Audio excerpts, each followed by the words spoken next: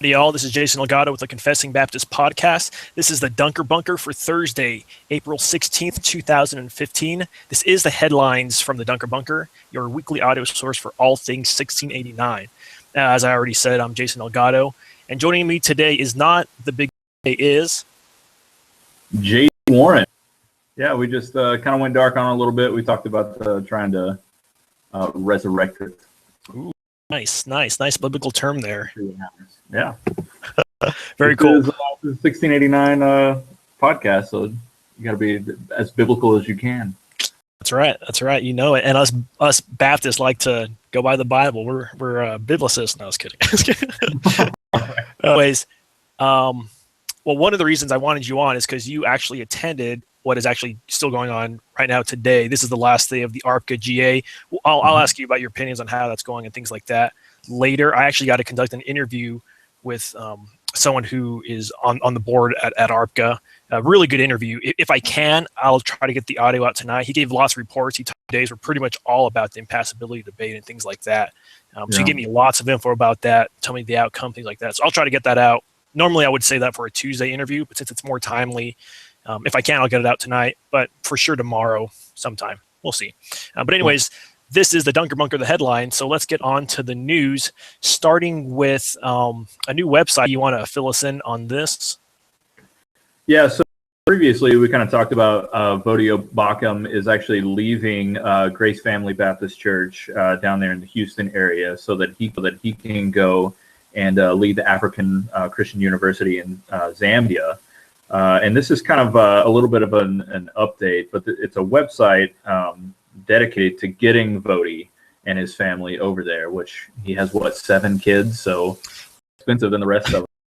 But anyways, it's called Launch the Move, and it's really mostly about praying for the Baucham family to get resources to him to help get him to Zambia. And it's basically just a clip that Voddie gives. It's 5 minutes of video where Voddie is just talking about his trip to Africa during the Reformed Conference from last year. Yeah, good. So that should encourage us to kind of get an introductory look into what his point is. Even outside of Reformed Baptist circles, Pastor Voddie Baucham is well respected and whatnot. So I think it's definitely worth consider. Definitely pray about it. That doesn't cost you anything but some time, which is all God given to you anyways, and consider even supporting if you can. So definitely want to check that out. That website. So if you want to, you don't really have to go to our site and then you just go there, launchthemove.com. So anyways, in another update that we have, we've previously let you all know about the Reformation Preaching Conference, the Doctrines of Grace is the theme, taking place October 9th through the 10th, 2015. And when we told you about it, there were 8 speakers, at least 4 or 5 more, to give you a little update on that. And this update comes from Sonny Hernandez, who's one of the speakers there and one of the host churches there. This I do hold in the 1689, and several of them are and they're all speaking there. Anyways, we're officially complete with the schedule for the upcoming conference and also with the selection of all of our data. We're Derek Thomas, David Murray, John Snyder, and who else they got going? Theodore Zacharias, Benjamin Shaw, Tony Miano, Anthony Mathenia. See, I've only heard about half of these guys. James Brown Jr., who we've mentioned before. And it was pretty interesting because he mentioned that one of the things that makes this conference unique is that it features speakers from all the major conferences throughout the year, such as Ligonier, Shepherd's Conference, the G3. However, this conference is completely free. So if you are in the area, which the area there would be Elizabethtown, Kentucky, you'll definitely want to mark your calendar for this. I mean, take advantage of this. Registration is required. It's free. Want more information on that one? Reference.com. You can find more info on that. That's all we got for that one. I mean, all right. Reformation preaching. So I'm sure that's going to be really encouraging just to hear. I mean, the 2 ones I'm really interested in. I mean, not that I'm not interested in the other guys, but definitely Dr. Sproul Jr. and Sam Waldron. He is a 1689er, helping me understand. Definitely Baptist Reformed theology. Right. They've already started listing out all the subjects and topics, and going to be very thorough. And it's all those guys and only 2 days, so it's going to be packed. So rest well if you're planning on going to that, and then prepare to drink from a fire hose, I suppose. But yeah, good stuff, and for free, so can't beat that. Well, anyways, that brings us to books. And JD, you want to kick us off with a free, or you can buy it on Kindle that just came out this week, or I guess got republished. It's 99 American cents. There you go. I think to say that on the Kindle, and it's CJ Engel and Brandon Adams over at reformedlibertarian.com. A lot of us are familiar with Brandon Adams with the 1689 federalism, but these guys have put a book on an essay on the Kingdom of Christ by Abraham Booth. And they say that the essay has been quite influential in the development of our own thoughts regarding the nature of the kingdom of heaven as distinct and set apart from the earthy and temporal kingdoms of this world. And they hope that we get as much from this book as they did. So that should be a really good one. Anything on the kingdom of Christ and him as our ruler, I think should do nothing but encourage us that we have a God who rules over his people in kindness and mercy. Yeah, amen. Yeah, and that's a 78-page book. And Brandon Adams also has been updating our comments. I've been updating the post as well with the links to where you can download this if you want. If you want it in a different format, you can get on PDF, EPUB, or Mobi format, which is actually the Kindle for the guys. I encourage you to spend 99 cents. So lending enabled also. So friends, if you want to spend $1 on it, that's great, and then let some of your friends borrow it. So post, and this is kind of a upcoming book if it gets enough funding, kind of. So it's not really a Kickstarter thing, but it's kind of well, I'll just go and read the post. Connor Mbewe contributed to a new book to help address the prosperity gospel in Africa, and funding is needed for distribution. Pastor Mbewe said of this book, the prosperity gospel is wreaking havoc across Africa. A new book is meant to seek to address this. In this book, John Piper, Grudem, Ken it's an African name. Not be a confessing Baptist podcast until Sorry, not Jason Elgato, who can't read off names. Somehow got this job to read them off every week. Come together as theologians, as pastors to give a positive response to this travesty. Visit the Gospel Coalition website and see if you can contribute to this book's distribution. The aim to distribute, or the aim that they're trying to raise, is 50,000 copies to give away to different and Christians all across Africa. So quite an endeavor. They're partnering with African and North American authors and publishers to create this resource. Their goal is $30,000 plus a matching grant, and a gift of $25 provides roughly 30 copies. So it's going to be a soft cover book, and yeah, they're trying to get 50,000 copies. So the Gospel Coalition they're very influential. So I hope that they make this happen, and I hope that God could use that in His grace to pull people out of the bondage of prosperity gospel. Because I know I was stuck in that, and it took some good theological reading and studying for me to get out of it. So I'm thankful that they're doing this. Also, if you do give a gift, when the book does come out, they'll give you an ebook version as a way to say thanks. So you can check that out. Also, I did post a interview that Conrad Mbewe did with Dr. Carson, who's two guys, about the situation of the churches in Africa. So it's a little 6-minute video. It's relevant to this issue for reaching these people, because it's all over. And if you've heard the recent what was that John MacArthur Strange Fire Conference, Conrad Mbewe talked about from him on it as well. So plenty of stuff you can check out to learn more about that. So we're just so into this. Wow, you took it. Yeah, we definitely contribute to this so that the people in Africa are not just destroyed by wolves. Doctrine. Yeah, there's much need for theological writings and stuff for them. I remember when we interviewed Pastor Nick Kennecott when he was talking about doing missions in Africa. He mentioned that a lot. They just need the resources. They need a lot of books. They just don't have it. They got nothing. So I was like, wow.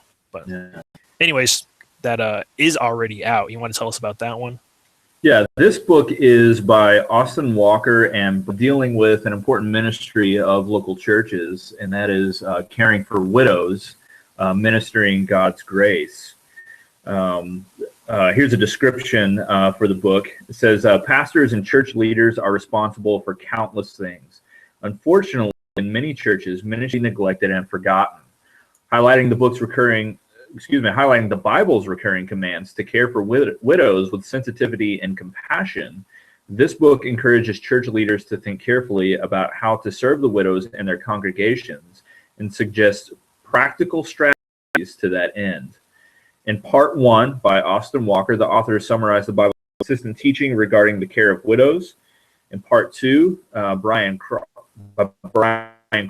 the authors offer hands-on counseling and a host of practical suggestions related to ensuring that widows receive the support and encouragement they need to thrive in the church. This is a book by Crossway. It's 160 pages, so it shouldn't be too deep in the reading. And yeah, this is something that just reminds me that who is God in his holy habitation for widows and orphans. So this is really encouraging us to really be Christ-like and that's within us. So on Amazon, it's $11.80, and for Ubrid, and then the Kindle version is $7.99 and 7.7 cents. So I would encourage all of you to check that one out as well. Yeah, what's up with that? We just get the $7.99. That's messed up. Yeah, I don't know. I guess they're trying to have those perfect numbers or something. Yeah, like you said, 160-page book, and we also did post a little excerpt from the book as wise. I think it winds up getting into 2 chapters of the book, which are both by Pastor Austin Walker, who is, if the Walker name sounds familiar, that's the father of Jeremy Walker, who we've had on several times on the show. We actually have plans to have Jeremy on a couple times, but we haven't scheduled dates down yet or whatnot. He's written a lot of great stuff. Anyways, that brings us to audios and videos, and I'll take the next 2 since they're both short. First, one of the things we posted was the short 2-minute video by Pastor Conrad Mbewe, where he's just explaining the good news of Jesus Christ. The question to him was, what is the gospel? So he gives a good little 2-minute answer. I like to post those little short videos for y'all's edification and just, stuff to point other people to and whatnot. Also, as far as move on, I think that's encouraging. It is a short video, and everybody should be able to answer what the gospel is, and it should be short and succinct. I mean, if you know enough to believe in Christ, you know enough to believe the gospel. And so, I'm really encouraged to see Conrad Mbewe give us a succinct video for us. It looked like it was recorded when he was, he recently spoke. I'm in Minneapolis, Minnesota right now. I'm actually like minutes away from Bethlehem Baptist Church, where it's more known for where John Piper preached and whatnot. But they still have the pastors conference there, and he was there, I think it was last month or 2 months ago. He was here a couple of weeks before I moved here temporarily, and it was recorded there. It looks like while they had him there, they did a couple of interviews with him and whatnot. So that's where that came from. It's from desiringgod.org. So anyways, also we did put out interview number 85 on Tuesday, and it was titled Seminary Life at the Institute of Reformed Baptist Studies. It's with Dabney Olguin and Nathan White. So this was one that actually Javi did from beginning to end. He scheduled it all the questions. I had nothing to do with it. So I was kind of curious how it was going to come out. I was like, he's just going to talk with student. It was very edifying as I was listening to it. It's very encouraging to see kind of the upcoming generation of Reformed Baptists kind of pick into their brains and whatnot. It had a lot of really good practical wisdom and help on campus life. So even if you're not going to go to the seminary or whatnot, if you're a student, it gives you a lot of ideas about how to manage your campus life, your family life, what the authority of the church has to do with all this. Great stuff. I was really encouraged by it. So thanks to Javi for that, and to the 2 students who recorded that. I'm also excited because with this, we finished up an interview with either one of the leaders or the students of all the Reformed Baptist seminaries in America. And so I combine those all in a post reference. RBS, Reformed Baptist Seminary, CBTS, Covenant Baptist Theological Seminary, which was formerly known as Midwest Center for Theological Studies, and then IRBS, Institute Reformed Baptist Studies, which is the most recent one. So even if, I think I wrote in the post that even if you're not, or if you're looking to going to one of these, you'll have plenty of information, but you also have great information on just accreditation and what's the difference between being accredited and not being accredited, life in general. So, so don't think like, oh, well, I have to be interested in one of these seminaries to benefit from this podcast. You really, like we talked about earlier, I was at the GA this week, or at least the first half of it. And on Tuesday, I was actually talking to Nathan and Dabney, and a couple of other guys out there. We just kind of talked a little bit about the seminary and stuff like that. It's funny that as soon as the GA was adjourned for the night, I pull up my podcast feed, and what do you know, Javier hearing it reiterated and in a little bit more detail. I think, yeah, it's definitely encouraging. So, yeah, I would also encourage everybody, even if you're not going to school, this gives you a good idea of really how to pray for these men who are going to school and having to balance a lot of these people that come up. Yeah. But speaking of General Assemblies, wow. We've got some audio. Sam Renahan, when he was at the Association of Reformed Baptist Churches of Quebec. This is the 2015 General Assembly. Dealing with the challenges of the next generation. This is interesting because we have English and French audio, it looks like. Pascal Deneau is interpreting, so it's kind of a sentence for sentence back and forth, Nice. So invited to preach and encourage the men up there in Canada on the challenges of the next generation. And we've got some audio dealing with preaching the gospel in the 21st century. And then preaching the law in the 21st century, and then wisdom in the 21st century. So I'm sure that's going to be really helpful. If your last name's Renahan, from Jim and Mike to Micah and Sam, and really, again, anyone with the last name Renahan, really blessed these men, giving them wisdom to help us out. So appreciate him. And have a 3-part video for each of those as well, so you can, whichever format you prefer, MP3 or video, it is there.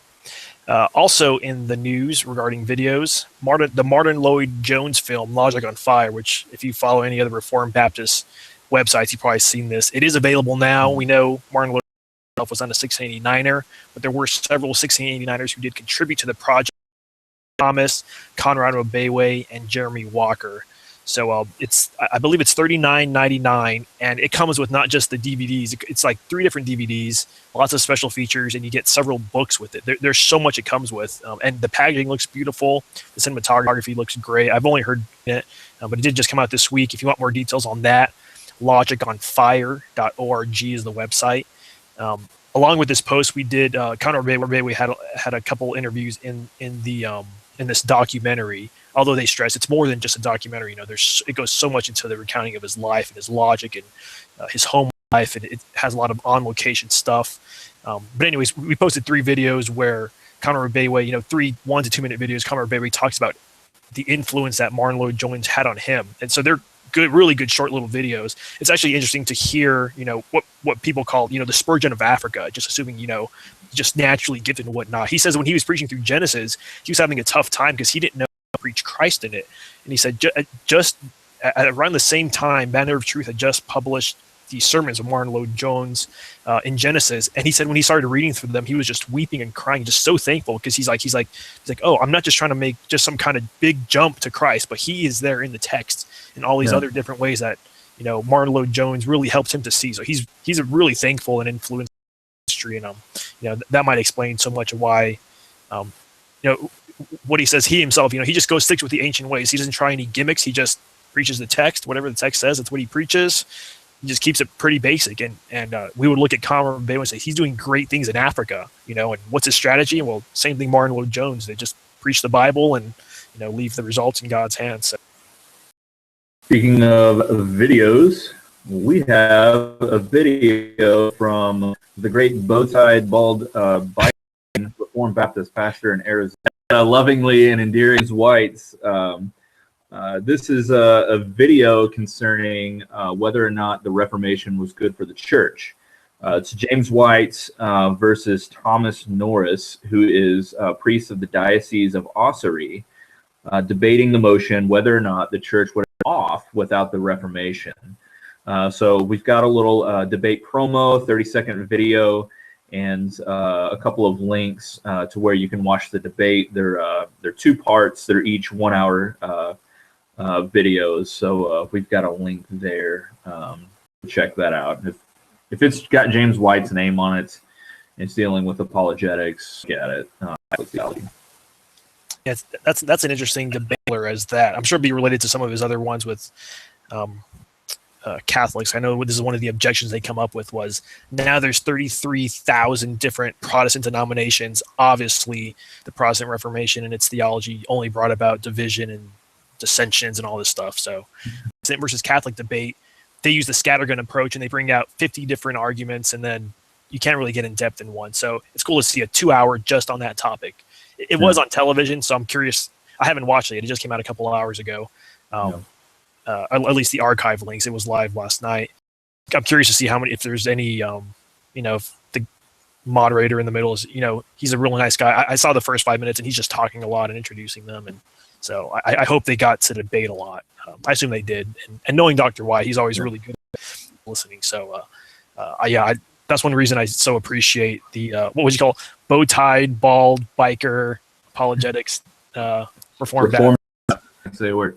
I know. I had a little bit of the, I kind of broke down there a little bit. That's a good preaching tip and trick I hear. I'm obviously not good at it though, so I don't do it. Anyways, that brings us to Ask a Reformed Baptist.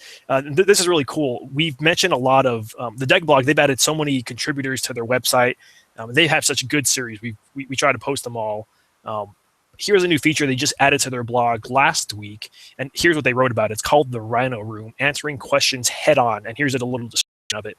Each week, we will ask a question of a panel of ministry leaders from different parts of the world, and they will have 150 words or less to answer the question. We hope the varied perspectives will provide a comprehensive overview of each question and offer ample material for discussion in the comments section of the blog. The questions will cover a wide spectrum to include systematic and biblical theology, culture, history, pastoral theology, etc. Each week's question and answer will be posted on Tuesdays, and we hope the remainder of the week will be filled with discussion. So that was last week they posted that. So this Tuesday brought on the first question, which was the question, what is common grace and how does it manifest? And I highlighted only one of the 11 answers. I actually highlighted the shortest one. That's how I picked it. It wasn't because it was my favorite or whatever. Some other ones that were my favorite, if you will. But I answered the newest contributor to the Deca blog. His answer was, common grace is God's general goodness, loving care, and providential influence for all of his creation, especially in humanity. By common grace, God restrains his image in humanity, influences their consciences, restrains their sin, and manifests his goodness and gifts in their lives, irrespective of their faith or its lack. Goodness in and through even unbelievers and unbelieving cultures. However, God only shows special saving grace to his elect. Now, again, that was just one of the 11 answers. That was actually the shortest one, but all of them are given the limit 150 words or less. So that's a really cool format. I'm excited that they're going to be doing that every week. And they do say, if you have any burning questions, and I jokingly said, I'm going to have to send them the backlog of Ask a Reformed Baptist. I was like, now I got 11 guys that can do it. I was really surprised to see they had 11 people answering that. At least from what just scanning it, at least 9 of them were Reformed Baptist pastors. Some of them were rural aides, not formal pastors, but lots of really, really good stuff. So definitely keep the Deca blog on your radar, and we'll obviously keep posting their stuff. With that brings us to we say the end, but the end part's sometimes long. The Baptibot. So as Junior, you know what? Junior's not here, so I want to hear J.D. Warren explain from his own mind what is the. I'm just putting you on the spot. What does the Baptibot do? I think it says Reformed Baptist.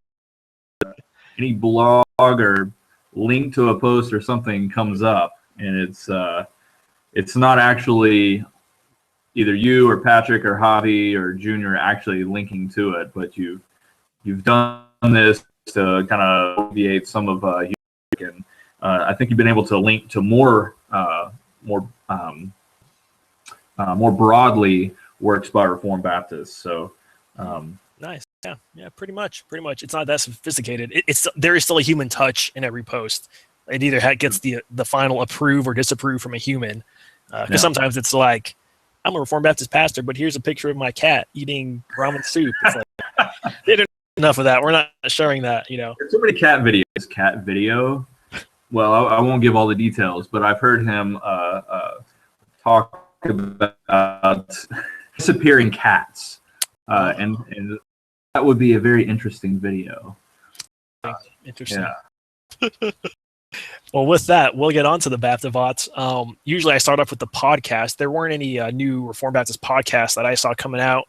So that's really all there is for the podcast this week. I'm sure there'll be more out next week. But Jay, do you want to read off some of the highlights that Junior picked from some of the stuff that Baptivot found? Reformed Baptist Fellowship has a post on providence over sin. And that one looks really encouraging regarding God's sovereignty and when people sin. How does that play out? And Gabriel Williams over at the Credo Covenant Fellowship blog regarding the effects of sin on higher education. I believe Gabriel, a lecturer, he's a doctor, dude. A lot. Oh, Doctor on that one. Also, he's concluded the Baptist Larger Catechism, which is probably a takeoff of the Westminster. Different resources, and I believe it took him about 10 months. He was doing each chapter by chapter. I think we talked about it like 10 months ago, but it is complete now, and he is still looking for feedback. So, feel free to head over there. We'll link to this on our podcast, like we do all the links we talk about. But he's looking for feedback, so feel free to hit him up. And I already saw in the comment section that someone was willing to get it out in an ebook format or something like that, which would be really cool. So right. Regarding the Reformation Study Bible, I knew about the Reformation Study Bible coming out, but also the Reformation Heritage Study Bible, the King James Version, came out as well. And I went ahead and got the Reformation Heritage to get the Reformed study notes. But what I liked about the Reformation Study Bible that Sproul did is they've got the 1689 confession in there.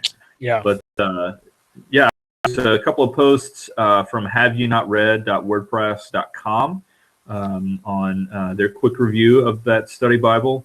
And then another one called reformedontheweb.wordpress.com.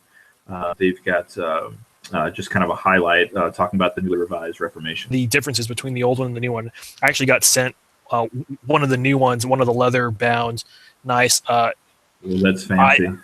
I love it. It's beautiful. It comes in this epic box holder too that just looks beautiful on any bookshelf.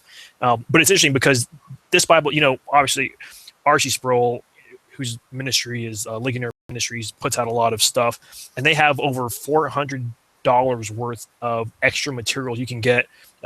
Every Bible comes with this little code, like, go to ligonier.com, blah blah blah, and enter this code, and you just get plethora. I mean, you get 3 months of the Table Talk magazine, tons of great video stuff that any Reformed folk would love. So I have both. I got this one sent to me as a gift, and I did pick up that KJV Reformation Study Bible, which is an excellent tool as well. And I think they both complement each other well, because one of the things I love about the KJV one is that at the end of every chapter, it has kind of ideas for family devotions, like, here's 3 questions to ask, based on this last chapter you just read.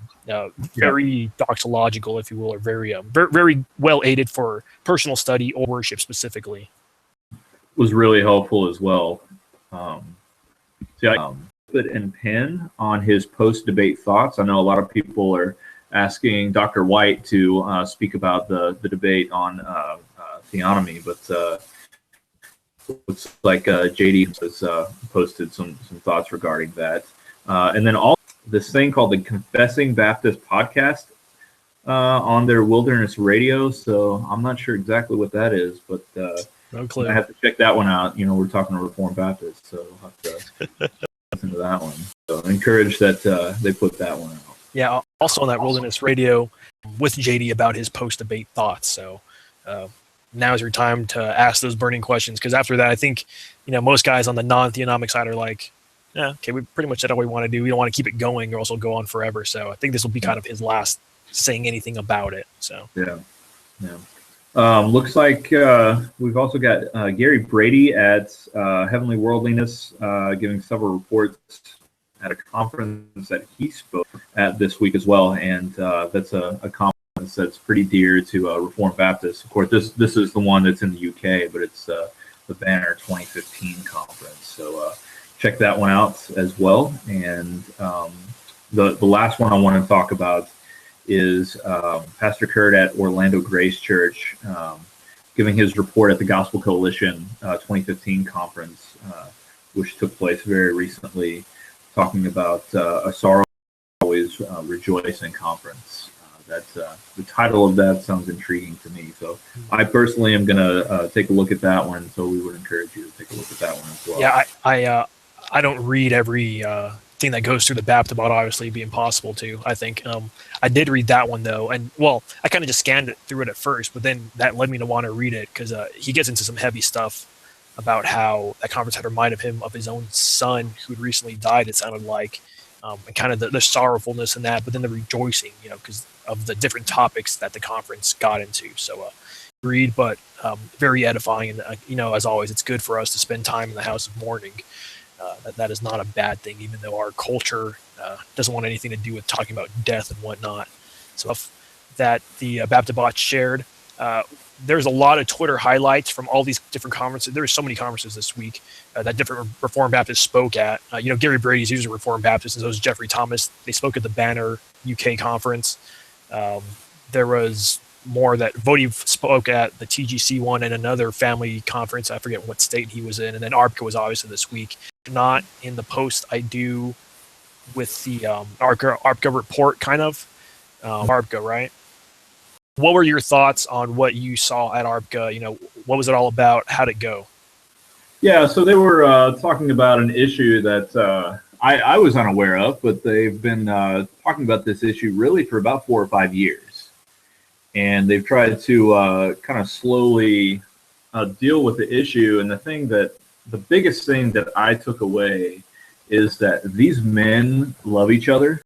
And they have the courage and grace and really love to disagree with brothers, and yet at the same time say, this is what the positions, this is the best way that we know how to be faithful to Scripture. And if we disagree, that's fine. It's not, and what was said over and over is, it's not us versus this together. We're brothers in Christ, but this is an important issue.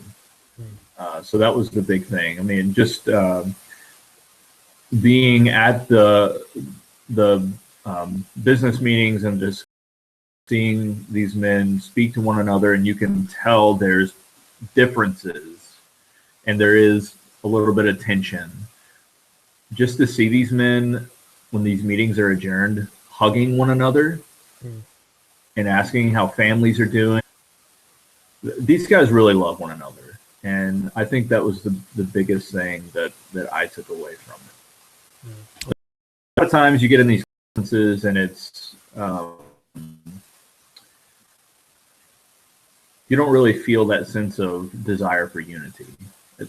It can be an us versus you, and that's not what it was at all. So that's really close to be the center of attention. Right. Well, that's encouraging to hear, because if you know, if you're like a guy like me who I couldn't be there, all I saw was stuff on the internet throughout the last couple months and whatnot. And I try to never judge anyone based on the internet, because you can't tell their tone of voice, you can't tell what they mean and what they're joking about and this and that. It's so hard to read people. So it's encouraging to hear that from you. So with that, I'll definitely try to get out the report from Doug. Doug, say his name wrong right now. I'll just say Pastor Doug, which is what I said actually only about his church is only about 3 hours away from where I'm at right now. I'll try to get that out soon, hopefully by tomorrow, if I can by tonight. But anyways, JD, thank you for the report, and he's alone, so glad you could join on last minute. With that, if you guys have any questions, go to our contact page. You can find us on all the social medias, blah, blah, blah, all that stuff. So with that, we'll sign out. All right, peace, y'all. Goodbye.